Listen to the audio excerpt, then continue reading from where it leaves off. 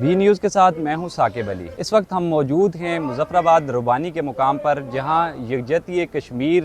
جلسے کا اہتمام کیا گیا ہے، جس میں خصوصی شرکت وزیر امور کشمیر امیر مقام صاحب نے کی ہے۔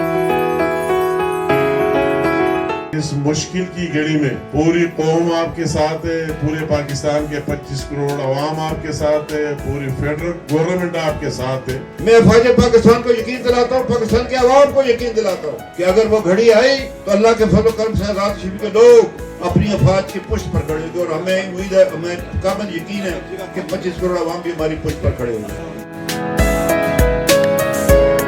بھارتی حکومت اس واقعے کی آڑ میں جس طرح سے مقبوضہ کشمیر کے شہریوں کے خلاف جنگی جرائم کے ارتکاب کر رہی ہے، وہاں پہ اس وقت تک 26 مکانات کو جو ہے وہ منہدم کر دیا گیا ہے، بارود لگا کے ان کو اڑا دیا گیا ہے، اور اس طرح سے پوری وادی کشمیر کے مختلف اضلاع سے تقریباً 2000 سے زائد عام شہریوں کو جو ہے وہ گرفتار کر لیا گیا ہے۔ گھر گھر چھاپے، گھر گھر تلاشیوں کا سلسلہ جاری ہے، اور کشمیر کے لوگ جو پہلے ہی 5 اگست 2019 کے بعد ایک فوجی محاصرے میں تھے، ایک جیل کی زندگی گزارنے پہ مجبور تھے، اب مزید ان پہ سختیاں بڑھا دی گئی ہیں۔ مقبوضہ کشمیر کے اندر آئے روز ہم دیکھ رہے ہیں کہ بے گناہ کشمیریوں کے گھروں کو بموں سے اڑایا جا رہا ہے، اور تقریباً 1500 کے لگ بھگ جو کشمیری نوجوان ہیں ان کو بے گناہ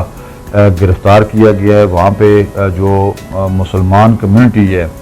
ان پہ ظلم و ستم کا ایک بازار گرم رکھا ہوا ہے ہندوستان کی حکومت نے۔ پاکستان اور ہندوستان دونوں ایٹمی قوتیں ہیں،